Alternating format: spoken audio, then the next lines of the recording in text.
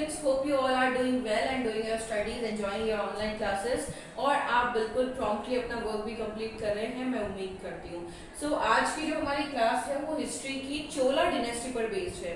Chapter 2 कर रहे थे जिसके अंदर मैंने आपके साथ मौर्यन एम्पायर, मौर्यन एडमिनिस्ट्रेशन, इसके अलावा चोला एम्पायर से रिलेटेड विजयनगर एम्पायर से काफ़ी सारे स्टफ जो है, काफ़ी सारे वीडियोस, काफ़ी सारा मटेरियल मैंने आपसे व्हाट्सएप ग्रुप पे शेयर किया है और उम्मीद करती हूँ आपने उन सबको ठीक से पढ़ा है, एंजॉय किया है और अपने नोट्स प्रिपेयर किए हैं। मैं जानती हूँ वैसे तो आप बहुत प्रॉम्प्ट हैं, बट उम्मीद करती हूँ और ज़्यादा प्रॉम्प्टली अच्छे से आप अपने प्रिपरेशन के साथ में स्कूल में आएंगे। जल्दी ही मुलाकात होगी, इसलिए अब शुरू करते हैं। आज का जो चैप्टर है, आज का जो टॉपिक है वो हम स्टार्ट करेंगे, चोला डिनेस्टी को पढ़ेंगे। देखिए चोला डिनेस्टी का बेसिकली जो टाइम है वो 850 AD से 1279 AD तक माना जाता है। वैसे तो मतलब एक जनरल करिकुलम के बेसिस पे अगर हम बात करें 850 AD से 1279 AD तक जो है चोला डिनेस्टी का टाइम माना जाता है। बट मैं आपको बता दूं कि बेसिकली इंडिया की अगर मैं बात करूं तो इंडिया का जो पोर्शन है, यहाँ का जो पोर्शन है, सदर्न पोर्शन जो है, सदर्न एशिया, सदर्न इंडिया, इसके साथ में ईस्ट जो साउथ ईस्ट एशिया है, south east Asia, southern India, Malaysia and Sri Lanka, ये सारी जगहों पे चोलाज ने अपने आप को स्प्रेड किया। बहुत ही पावरफुल, बहुत ही स्ट्रॉन्ग और बहुत ही डोमिनेटिंग कल्चर के थे चोलाज। बहुत ही हम कह सकते हैं एडवांसमेंट के साथ में ये लोग आगे आए और अपने आप को इस तरीके से स्टैब्लिश किया कि अपनी बहुत हम कह सकते हैं अमिट छाप छोड़ कर गए ये लोग। ठीक है, 300 BC में अपनी एडवांस शिप के साथ में वो यहाँ पे आए। एडवांस बोट्स जो थी उनके पास में शिप्स थी, उनसे जिस समय देखो, जिस समय 300 और 300 से 850 BC के बीच में उन्होंने अपने सारे प्रयास किए। 300 से 850 के बीच तो उन्होंने अपने सारे प्रयास किए अपने आप को स्प्रेड करने के, और जब उनके पांव मजबूत हो गए तब उन्होंने रूल स्टार्ट कर दिया अपना, कहाँ पे, इंडिया में 850 AD के तहत। ठीक है, 850 AD के अंदर उन्होंने रूलिंग पावर स्टार्ट कर दिया और फिर 1279 तक वो यहाँ पे रूल कर रहे थे। ठीक है, तो आपको चीजें समझ में आ गई। 300 से लगा के 600 BC तक उनका सिर्फ यही टारगेट था कि हम यहाँ बिजनेस करेंगे और यहाँ से ट्रेडिंग करते हुए हम अपने आप को स्प्रेड करने की कोशिश करेंगे। 600 के BC के अंदर उन्होंने अपने पैर मजबूत कर लिए, उन्होंने खुद को और स्ट्रॉन्ग बना लिया इंडिया के अंदर, और साउथ ईस्ट एशिया जैसे कि श्रीलंका, मलेशिया, ये सारे पोर्शन के अंदर खुद को बहुत ही स्ट्रॉन्गली स्टैब्लिश कर दिया। ठीक है, उसके बाद में अच्छा इंडिया के कौन कौन से पोर्शन में आए ये लोग, तो मैं आपको बता देती हूँ। Tamil Nadu was the particular state जहाँ पे उनका मेन जो, जहाँ से वो इंडिया में घुसे। तमिलनाडु, आंध्र प्रदेश एंड कर्नाटका उन्होंने अपना वर्चस्व स्थापित किया। ठीक है, उसके बाद में मैं आपको ये भी बता दूं कि चोलास जो है वो बेसिकली पल्लवास के अंडर में आए थे। जिस समय चोलास आए, मैंने आपको बताया कि 850 से उन्होंने रूल करना शुरू किया, तो उससे पहले 300 से जब वो भारत में आए तो उनका जो रूल था वो बेसिकली रूल नहीं था, वो आए थे किसके अंडर में, पल्लवास के अंडर में। पल्लवास जो थे, पल्लव किंगडम, उसके अंडर में ये लोग चोलास आए थे। फिर इनके अंडर में रूल करते करते शुरुआत में तो इनके अंडर में काम कर रहे थे, फिर धीरे धीरे ये इंडिपेंडेंट हो गए और अपनी रूलिंग पावर इन्होंने स्टार्ट कर दी। ठीक है, इसके अलावा अगर मैं बात करूं लिटरेचर, जैसे संगम लिटरेचर की बात करते हैं तो उसमें क्या पता लगता है हमें कि कारिकला जो था, कारिकला इट मींस, देखो स्पेल कर देती हूँ मैं उसे। Okay, it's not that much clear. Okay, Karikala was the founder of Chola Empire. Who was the founder of Chola Empire or Chola dynasty? Karikala was the founder or the we can say जो नींव रखी जिसने, या जिसने establish किया, establisher of the Chola dynasty. ठीक है, कारिकला was the founder of Chola dynasty. उसके बाद में जो है विजयालय चोला जो थे उन्होंने बेसिकली थंजावुर को अपनी कैपिटल बना दिया। किसको बनाया? थंजावुर को। Thanjavur was the capital of Cholas. किसने बनाया? विजयालय ने। ठीक है, तो ये 2-3 चीजें आपको ध्यान रखनी है। सबसे पहली चीज तो ये कि चोला डिनेस्टी की स्थापना किसने की? कारिकला ने। और चोला डिनेस्टी के अंदर इसकी जो कैपिटल थी वो क्या थी? थंजावुर थी। किसने एस्टैब्लिश की थी? विजयालय चोला ने। ठीक है, ये यहाँ तक चीजें समझ में आ गई आपको। अब एक इम्पोर्टेंट राजा आया, एक इम्पोर्टेंट राजा आया जिसने काया पलट कर दी पूरे किंगडम की, चोला, है ना, राजेंद्र फर्स्ट। राजेंद्र फर्स्ट अपने आप में बहुत ही पावरफुल एक ऐसा पर्सन था जो बहुत ही एबल एडमिनिस्ट्रेटर के तौर पे खुद को प्रूव करके गया। ये एक ऐसा पर्सन था जिसने चेरास, गंगास, पांड्यास, यहाँ पे साउथ मोस्ट जो इंडिया है, यहाँ पे चेरास, पांड्यास, है ना, इन सब का राज था। यहाँ पे जो सदर्न मोस्ट इंडिया है, यहाँ पे चेरास, पांड्यास और गंगास का राज था। ये सारे लोग थे, ये सारे छोटे मोटे किंगडम्स थे जो उस समय यहाँ रूल कर रहे थे। उन सबको डिफीट किया, इन सबको ओवररूल किया किसने? राजेंद्र फर्स्ट ने। एक एबल एडमिनिस्ट्रेटर के साथ साथ एक बहुत अच्छा रूलर साबित हुआ ये। इसने कई सारे ऐसे पावरफुल काम किए, अपने पावर के बेसिस पर उसने कई सारे राज्यों को अपने अधीन कर लिया। कई सारे ऐसे क्षेत्र थे जहाँ पे उसने स्ट्रॉन्ग नेवल फोर्सेस अपनी क्रिएट की। India, Sri Lanka, Malaysia and south east Asia, यहाँ पे उसने अपनी स्ट्रॉन्ग नेवल फोर्सेस इंक्रीज की या क्रिएट की, और उसी के बेसिस पर उसने श्रीलंका को अपने कब्जे में कर लिया।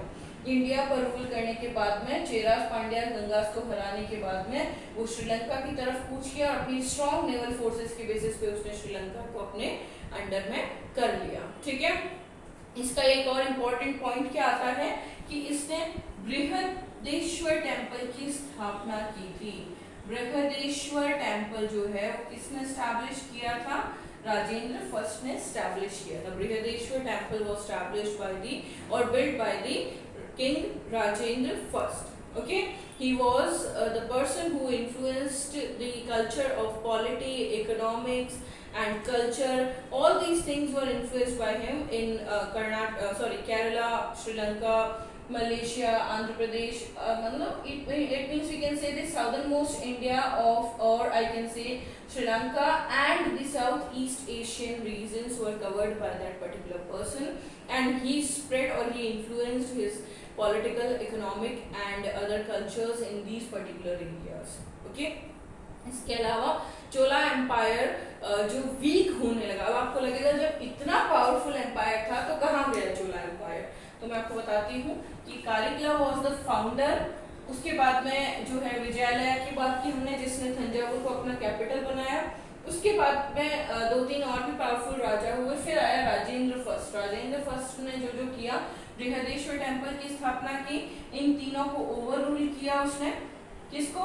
चेरास को, एक मिनट, हाँ, ओवर रूल्ड किया इन्होंने, राजेंद्र फर्स्ट ने, चेरास, पांड्यास और गंगास को। ठीक है, इन क्षेत्रों को ओवर रूल करने के बाद में सदर्न मोस्ट इंडिया और साउथ ईस्ट एशिया के ऊपर अपना रूल और भी स्ट्रॉन्ग बनाने के बाद में, नेवल फोर्सेस को और स्ट्रॉन्ग बनाने के बाद में, श्रीलंका को कैप्चर करने के बाद में, खुद को एक एबल जो है एडमिनिस्ट्रेटर साबित करने के बाद, फाइनली जब इनके अंडर में जब और भी राजा हुए, तो फर्स्ट राजा जिसने की शुरुआत की इस चोला एडमिनिस्ट्रेशन को वीक बनाने की, इसकी कमजोरी जो बना, वो कौन था?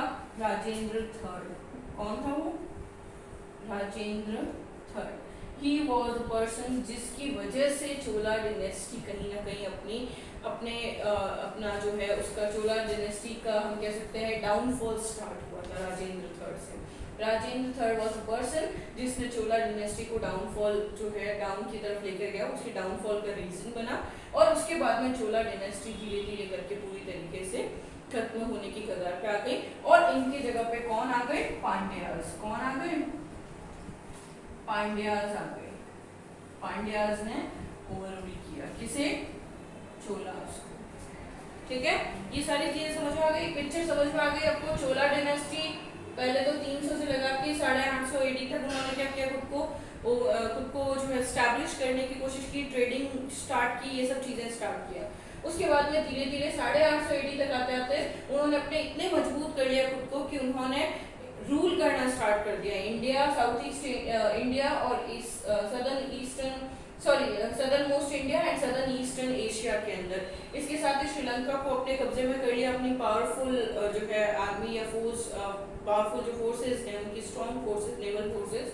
उसके देखो, जिस समय हम लोगों को किसी बारे में पता ही नहीं था, कोई बस, ट्रेन, किसी भी तरह की टेक्नोलॉजी से हम बिल्कुल अनभिज्ञ थे उस समय चोला वॉज द ओनली डिनेस्टी जो कि बहुत स्ट्रॉन्ग नेवल फोर्सेस के साथ में बहुत ही एडवांस्ड और बहुत ही टेक्निकल तरीके से क्रिएट की हुई शिप्स या बोट्स को इंट्रोड्यूस किया इन्होंने, ठीक है, वो लेकर आए इंडिया के अंदर, और उसके बेसिस पर जो है उन्होंने अपनी नेवल फोर्सेस को स्ट्रॉन्ग करके इन सारे क्षेत्रों में अपना आधिपत्य स्थापित किया। Andhra Pradesh, Tamil Nadu, Karnataka, these were the main regions जहाँ पे चोलाज ने अपने आप को स्टैब्लिश किया, अपना एम्पायर स्टैब्लिश किया। इन क्षेत्रों के अंदर इन क्षेत्रों का जो लिटरेचर देखते हैं, संगम लिटरेचर की बात की हमने, तो कई सारे ऐसे लिटरेचर है जिनमें हमें चोला एम्पायर, चोला डिनेस्टी के अवशेष अभी भी मिलते हैं, उसके बारे में कई सारी चीजों के बारे में पता चलता है।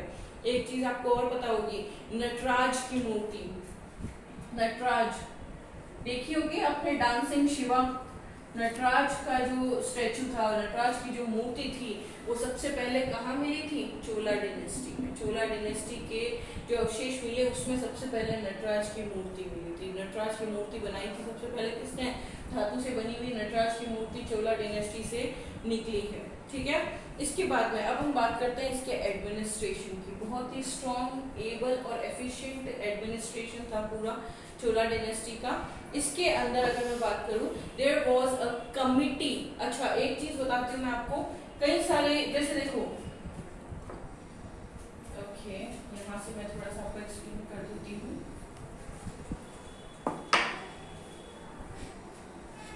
मंडलम,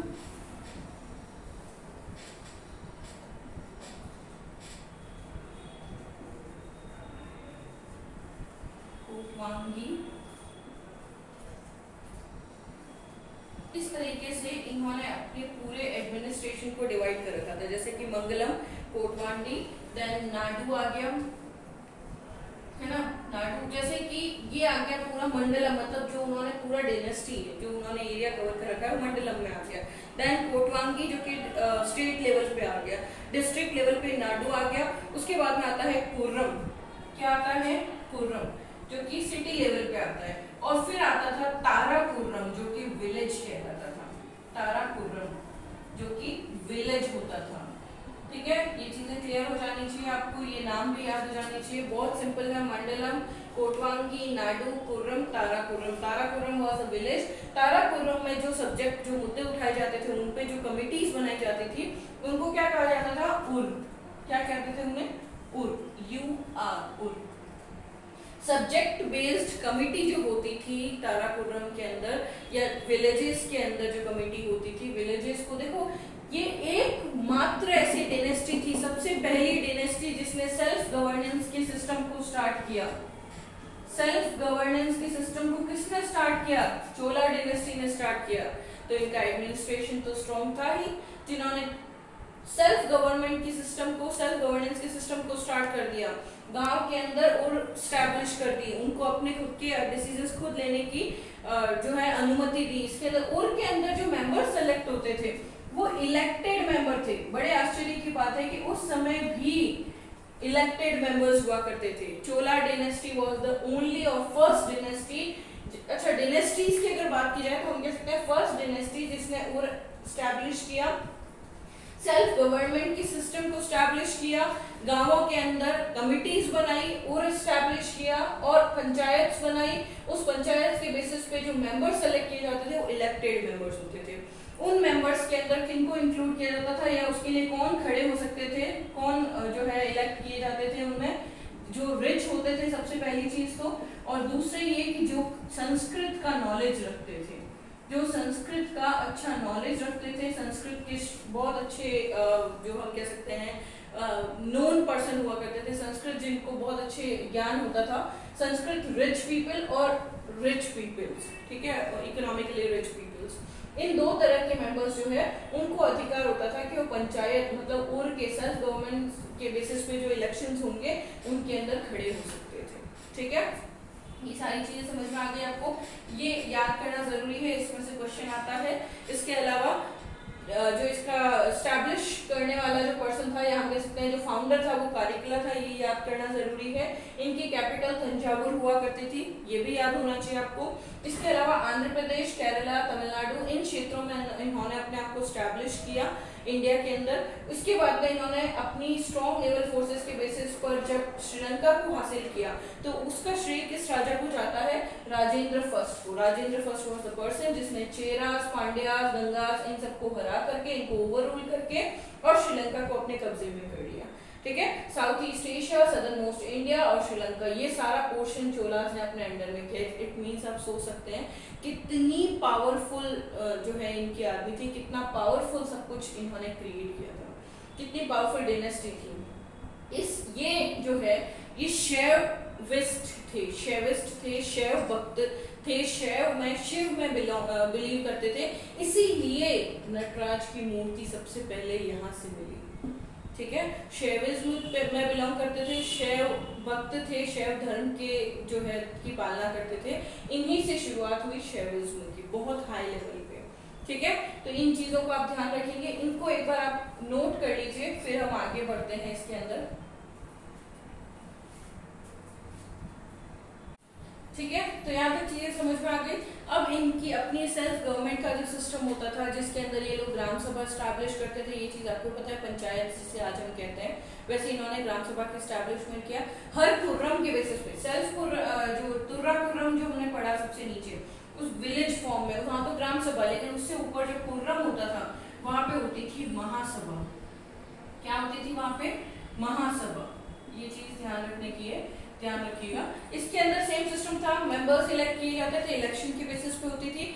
उस इलेक्शन के अंदर रिच लोग और संस्कृत जो स्कॉलर्स हैं उनको सम्मिलित किया जाता था। ठीक है, अब मैं अगर बात करूं टैक्स सिस्टम की, आप पूछेंगे भाई टैक्स क्या होता था, तो 1/6 of the land revenue, land revenue का 1/6 पोर्शन जो है वो टैक्स के रूप में कलेक्ट किया जाता था।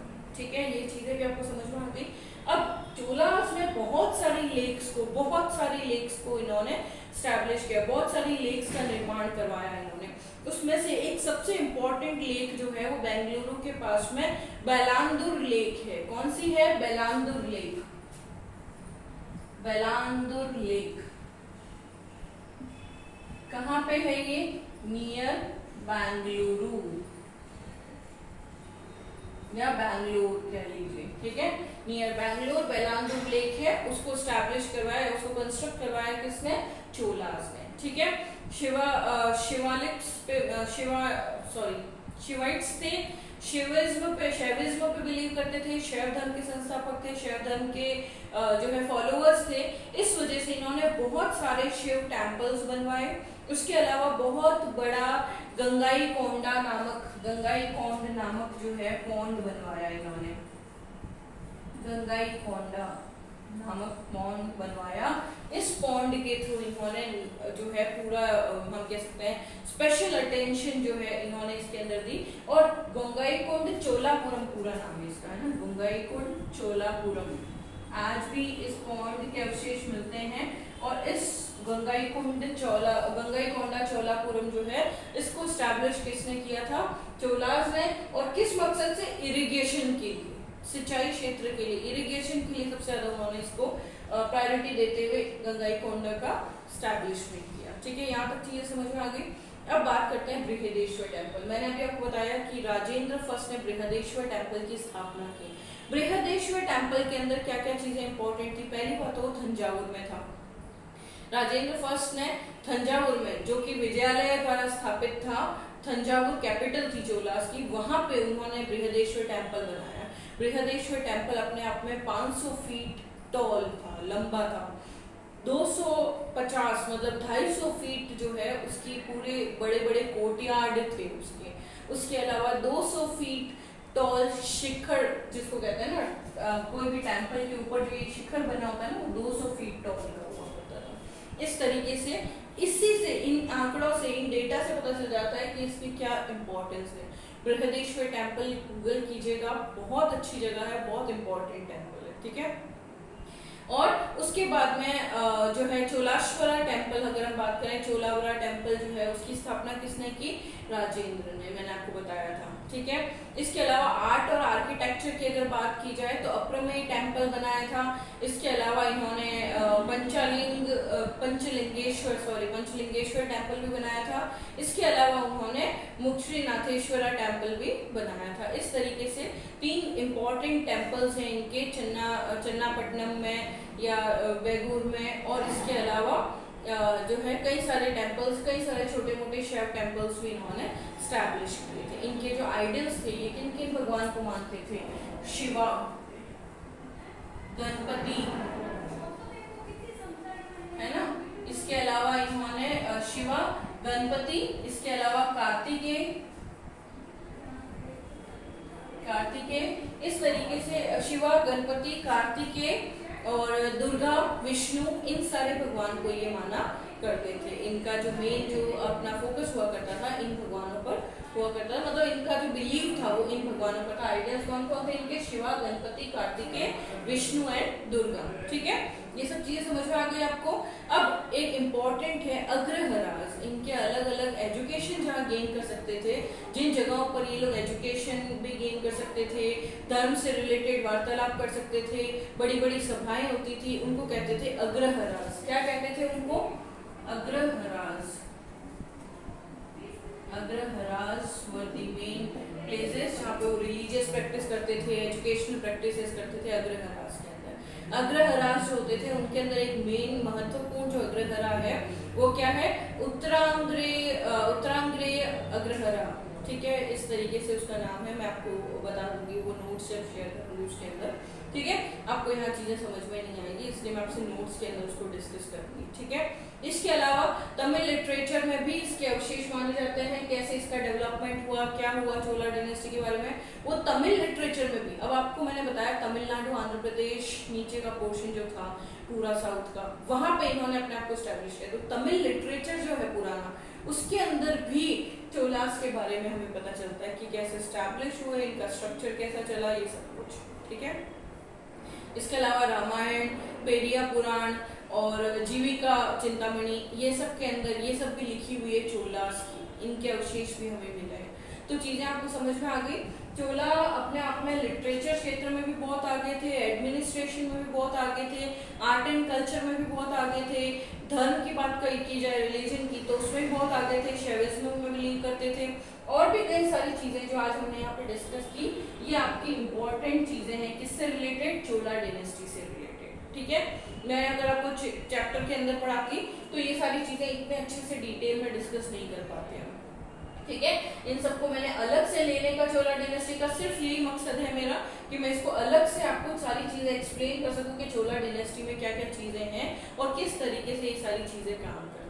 ठीक है, आज जो भी चीजें हमने पढ़ी है वो सबके नोट्स बनाइए, उन सबको लिखिए अच्छे से एक नोट्स फॉर्म में और मुझसे व्हाट्सएप पे शेयर कीजिए, क्योंकि ये सारी चीजें, ये सारे नोट्स बहुत इंपॉर्टेंट है। चोला डायनेस्टी में इतना कर लेंगे तो आप चोला डायनेस्टी में का एक भी नंबर नहीं छोड़ पाएंगे, चाहे वो 4 नंबर का क्वेश्चन है, चाहे 6 का, चाहे 2 नंबर का, और चाहे 1 नंबर का। कितने भी मार्क्स का क्वेश्चन है आप उसको नहीं छोड़ सकते, क्योंकि आपको चोला डायनेस्टी के बारे में सब कुछ पता हो। ठीक है, तो इस सारे वर्क को अच्छे से नोट्स बनाइए, कीजिए। कल हम कुछ नया लेंगे, कल नई एम्पायर लेंगे, कुछ नया डायनेस्टी लेंगे जिसको हम यहाँ पे डिस्कस करेंगे। Okay, bye bye, take care, have a great time ahead. Please work complete कीजिए और मुझे डिपॉजिट कीजिए, वरना फिर स्कूल की तरफ से जो भी होगा वो उसके लिए आप रिस्पॉन्सिबल है। Okay, bye bye, take care.